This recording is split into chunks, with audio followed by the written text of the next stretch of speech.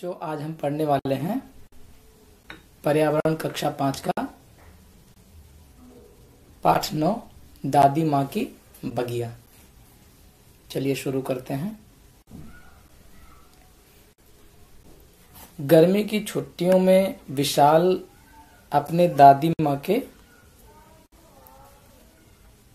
दादा दादी के घर रामनगर गया था। सुबह के 5 बजे थे। विशाल की आंखें खुली तो उसने देखा कि उसकी दादी माँ कमरे में नहीं थी। इतनी सुबह सुबह दादी माँ कहाँ चली गईं? यह सोचकर आंख मलता हुआ वह बाहर आया तो दादी माँ को घर की बगिया में पाया। विशाल बोल रहा है, दादी माँ, इतनी सुबह सुबह आप यहाँ क्या कर रही हैं? दादी ने बताया कि गुड़ाई कर रही हूँ बेटा। अब विशाल बोलता है, गुड़ाई किसे कहते हैं? दादी बोल रही है, गमलों व क्यारियों की मिट्टी को हवा और पानी अच्छी तरह मिलता रहे, इसके लिए मिट्टी को खुरपी से खोदकर भुरभुरा किया जाता है। इसे ही गुड़ाई करना कहते हैं।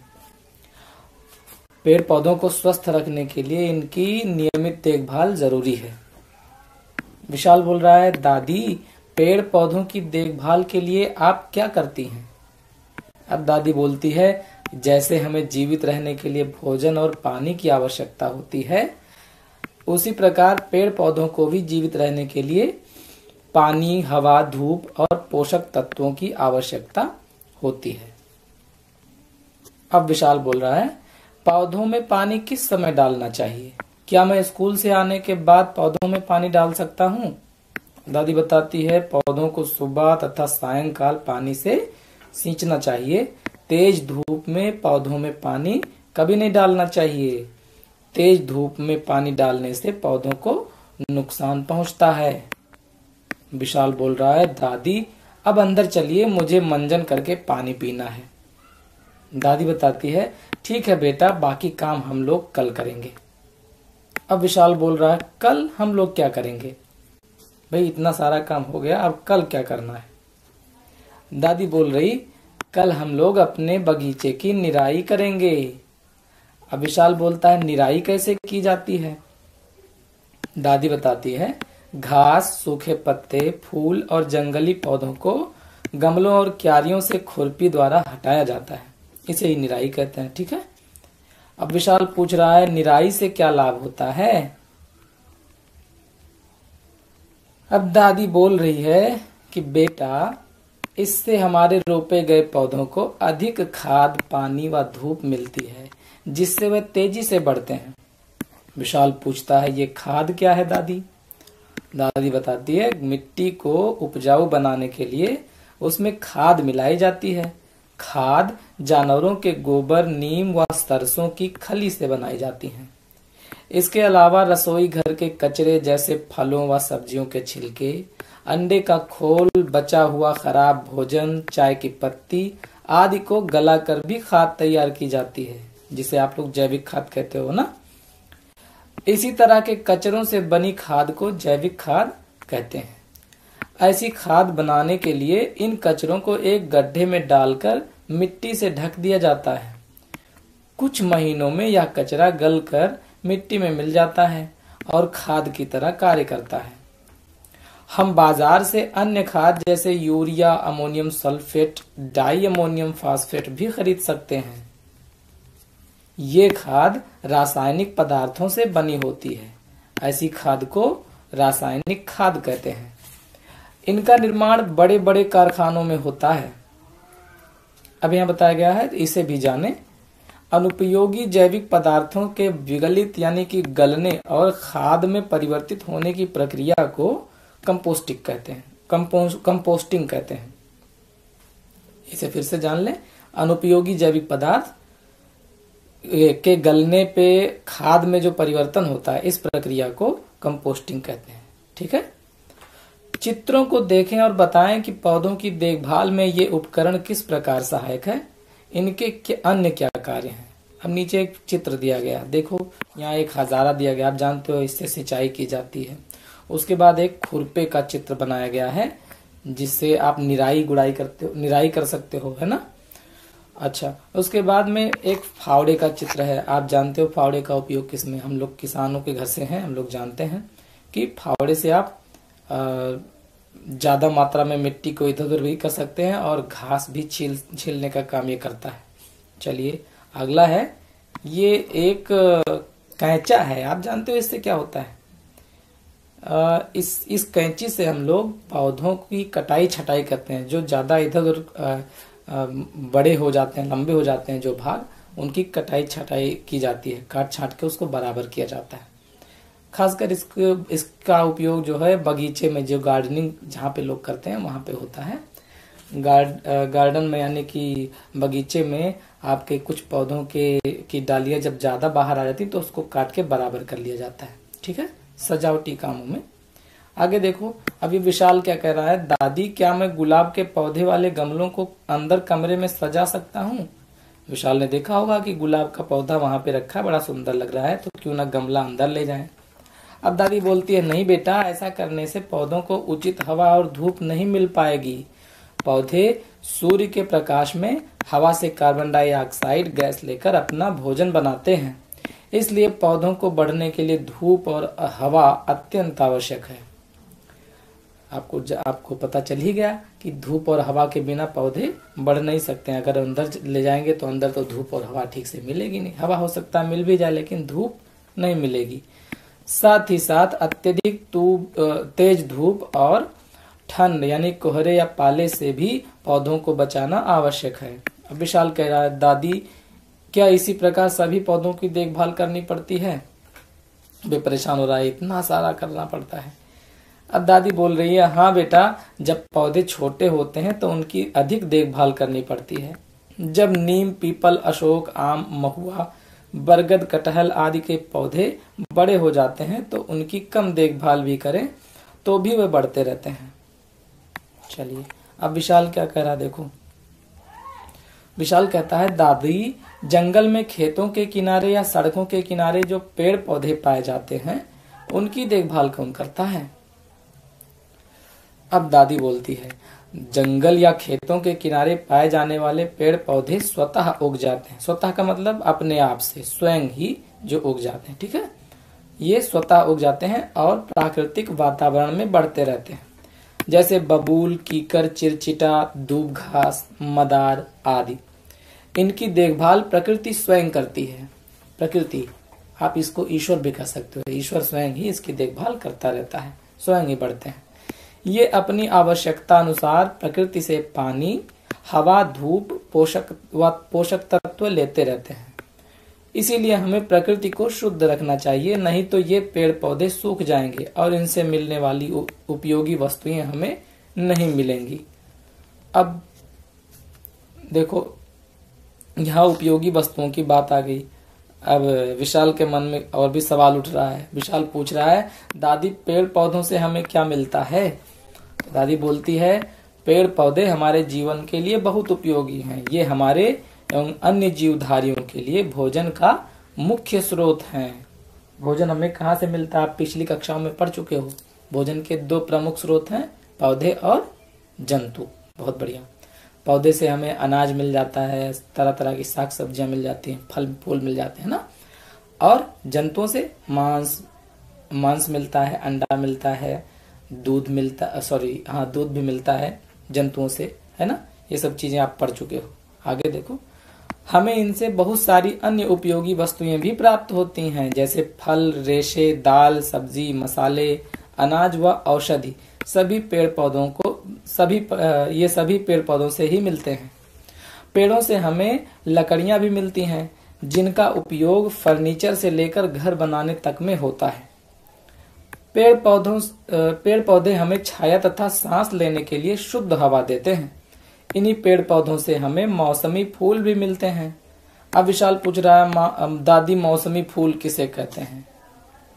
ये मौसमी फूल क्या है भाई? तो देखो दादी क्या बताती है। दादी बोलती है, बेटा अलग अलग मौसम में अलग अलग प्रकार के फूल खिलते हैं, इन्हें मौसमी फूल कहते हैं। अच्छा, जैसे गेंदा, गुलाब, गुड़हल, चमेली, बेला, सूरजमुखी आदि। अब यहाँ पे दिया है कि पता कीजिए विभिन्न मौसम में खिलने वाले फूलों के विषय में प्राप्त जानकारी को दी गई तालिका में भरना है आपको। अब यहाँ पे फूल का नाम लिखा है, फूल का नाम बताइए और किस मौसम में खिलता है, कौन से रंग का होता है, महक है या नहीं, ये आपको बताना है। तो यहाँ पे आप लिख देना एक में कहीं गेंदा, गेंदा किस मौसम में खिलता है, सर्दियों वाले मौसम में। बहुत बढ़िया। तो यहाँ ठंडी भर देना, ठंडी के मौसम में या शीत ऋतु में, है ना। रंग कौन सा, पर गेंदे का तो कई सारा रंग होता है ना। तो आप अलग अलग तरीके का रंग लिख देना। नारंगी भी खिलता है, पीला भी खिलता है ना। लाल, कुछ हल्का सा मैरून कलर का भी खिलता है ना। महक है या नहीं, तो गेंदे में महक होती है ना, बिल्कुल होती है। ठीक है, तो यहाँ ऐसे भर देना। अलग और भी फूलों का नाम यहाँ पे लिख सकते हो आप। आगे देखो, विशाल कह रहा, दादी इन फूलों का उपयोग कहाँ कहाँ करते हैं। दादी बताती है, बेटा तुमने देखा होगा कि फूलों का प्रयोग शादी, उत्सवों तथा अन्य अवसरों पर सजावट के लिए करते हैं। फूलों से माला बनाई जाती है। फूलों से एक और चीज भी बनती है, याद है ना। हाँ, इत्र बनती है, वह है इत्र। तुमने इत्र की शीशी तो देखी होगी। एक छोटी सी इत्र की शीशी बहुत सारे फूलों से बनती है। ये देखो यहाँ पे इत्र कैसे बनाया जाता है, इसमें बताया गया। इसमें फूलों से क्या क्या बनता है यहाँ फोटो में दिखाया गया है। ये गुलाब जल बनता है, रंगोली बनती है, फूलों से सजावट वाले सामान बनते हैं, माला वगैरह, है ना। केवड़ा बनता है ना। तो ये सब आपको फूलों से मिलता है। चलो आगे पढ़ते हैं। उत्तर प्रदेश का कन्नौज जिला इत्र के लिए मशहूर है। यहाँ पर पास के इलाकों से ट्रकों में भर भर कर रात रानी, चमेली, गुलाब, मोगरा आदि के फूल लाए जाते हैं। ठीक। अब विशाल पूछ रहा है, दादी इतने सारे फूल कहाँ से मिलते हैं। अब दादी बताती, बेटा जैसे हम लोग अपनी छोटी सी बगिया में कई तरह के फूलों के पौधे लगाते हैं, इसी प्रकार कुछ लोग फूलों की खेती करते हैं और इसे बेचते हैं। इन्हीं फूलों से माला, गुलाब जल, इत्र व केवड़ा आदि बनता है। चलिए, बहुत बढ़िया, आपने फूलों की खेती के बारे में भी जान लिया। अब अगला है, विशाल कह रहा है कि दादी गुलाब जल का प्रयोग कहाँ करते हैं। दादी बताती, बेटा गुलाब जल और ग्लिसरीन बराबर मात्रा में मिलाकर उसमें नींबू की कुछ बूंदें डालकर शीशी में भरकर रख लेते हैं। इसके इस्तेमाल से सर्दी में त्वचा फटती नहीं है। अच्छा, एक चीज और, गुलाब जल से एक और भी फायदा होता है। जैसे आंखों में जलन हो रही है तो आप गुलाब जल से आंखों को धुल सकते हैं, क्योंकि ये सुरक्षित होता है, साफ होता है। आगे देखो, विशाल कह रहा है, दादी मेरी तकिया व चादर पर भी फूलों के चित्र बने हैं। आपने तो तकिया चादर तो ठीक है, आपने और अन्य जगहों पे भी देखा होगा, जैसे तरह तरह आपके कपड़ों में भी फूलों के चित्र बने हो सकते हैं। किताबों में तो मिलते ही हैं। आगे देखो, दादी कहती है, हाँ बेटा, फूलों की डिजाइन बर्तनों, घरों की फर्श व कपड़ों आदि पर भी बनी होती है। विभिन्न त्योहारों में लोग रंगोली बनाते हैं, इसमें भी फूलों की डिजाइन बनाई जाती है। अब विशाल कह रहा है, दादी माँ पेड़ पौधे तो हमारे लिए बहुत उपयोगी हैं। दादी बोल रही है, हाँ बेटा, बिना पेड़ पौधों के हमारा जीवन संभव नहीं है। जीवन के लिए इनकी उपयोगिता को देखते हुए हमारा दायित्व है, यानी कर्तव्य है, कि हम अपने दायित्व मतलब जिम्मेदारी या कर्तव्य, तो हम अपने आसपास पाए जाने वाले पेड़ पौधों की समुचित देखभाल करें, ये हमारा दायित्व है। अब विशाल कह रहा है, हाँ दादी, आप बिल्कुल ठीक कहती हैं। अब से मैं पौधों की देखभाल में आपकी सहायता करूंगा। प्रतिदिन सायंकाल पढ़ाई करने के बाद पौधों में पानी डालूंगा, नए पौधे भी लगाऊंगा। अपने दोस्तों से तथा अन्य लोगों से पेड़ पौधों की देखभाल के लिए कहूंगा। चलिए, आप लोग भी करना है ना। चलो इसे देखो, इसे भी जाने। रंग बनाने में पलाश, गुलदावरी, जीनिया आदि फूलों से रंग भी बनाए जाते हैं। और क्या है, दवाई बनाने में फूलों का उपयोग। गुड़हल, गुलाब, कमल, मोगरा, गेंदा आदि फूलों का प्रयोग दवाई बनाने में भी किया जाता है। खाने में अब फूलों को खाया भी जाता है। चलो देखो, केला, गोभी, महुआ आदि के फूल खाए भी जाते हैं। आपने लौकी और कद्दू वगैरह के फूल भी पकौड़ी बना के खाए होंगे ना? बिल्कुल सही। चलिए, अब उसके बाद में आपका अभ्यास प्रश्न आ गया है। अभ्यास प्रश्न में है कि निम्नलिखित प्रश्नों के उत्तर लिखिए। आपने जो कुछ भी पढ़ा है इसी में आपका उत्तर मिलेगा। निराई से क्या लाभ होता है? तो आप जानते ही हैं, अभी पढ़े हैं। निराई से क्या लाभ होता है बताओ? हाँ, सही कहा। निराई से पेड़ पौधों को ठीक मात्रा में खाद, पानी और हवा मिलती है और वो तेजी से बढ़ते हैं। कंपोस्टिंग किसे कहते हैं? जो अभी इसको भी आपने पढ़ा था ऊपर। कंपोस्टिंग किसे कहा जाता है? जो जैविक पदार्थ बढ़ जाते हैं, अपशिष्ट पदार्थ, ऐसे अपशिष्ट पदार्थ जो जैविक होते हैं, जैसे कि आलू का छिलका है ना, और जैविक में जो घास फूस है, जो सड़ने वाली चीजें हैं, वो जो है उनके गलकर खाद बनने की जो प्रक्रिया होती है उसे कंपोस्टिंग कहा जाता है। आपने पीछे पढ़ा है। अगला है फूलों के कोई 4 उपयोग लिखिए। अभी आपने ऊपर पढ़ा, दवाई बनाने में, रंग बनाने में, और क्या करने में? दवाई, रंग और इत्र बनाने में और सजावट में भी किया जाता है। ऐसे ही अन्य भी लिख सकते हो। 4 ही उपयोग लिखने थे, हो ही गया। घ नंबर है कि लाल, पीले व सफेद रंग के फूलों की सूची बनाइए। तो इसको आपको स्वयं बनाना है। लाल रंग के जो फूल है उसको एक लाइन में लिख लीजिए, पीले रंग के फूलों को एक लाइन में लिख लीजिए और सफेद रंग के फूलों को एक लाइन में कर लेना। तो आगे है, दिए गए शब्दों की सहायता से खाली स्थान भरिए। अब यहाँ दिया है खुरपी, खाद, ग्लिसरीन और कन्नौज। इन 4 चीजों को भरना है आपको। मिट्टी को किस चीज से खोदकर भुरभुरा किया जाता है? खुरपी से। बहुत अच्छा, तो यहाँ खुरपी भर लेना। गुलाब जल में नींबू और क्या मिलाते हैं? ग्लिसरीन। बहुत अच्छे, तो ग्लिसरीन मिलाते हैं। उसके बाद मिट्टी को उपजाऊ बनाने के लिए उसमें क्या मिलाई जाती है? खाद मिलाई जाती है। बहुत बढ़िया। खाद से मिट्टी क्या बन जाती है? उपजाऊ बन जाती है। उत्तर प्रदेश के कौन से जिले में इत्र बनता है भाई? कन्नौज जिले में। तो ये तो आसान था, कन्नौज जिले में। इसके बाद यहाँ पे दिया गया, नीचे दिए गए फूलों को पहचानिए और उनके नाम, रंग, उपयोग व किस मौसम में खिलते हैं इन्हें लिखिए। अब इन फूलों को आपको स्वयं पहचानना है, पहचान कर लिखना, फिर कमेंट में लिख सकते हो आप। ठीक,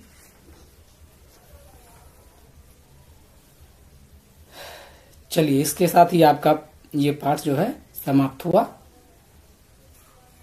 अगली वीडियो में मिलते हैं।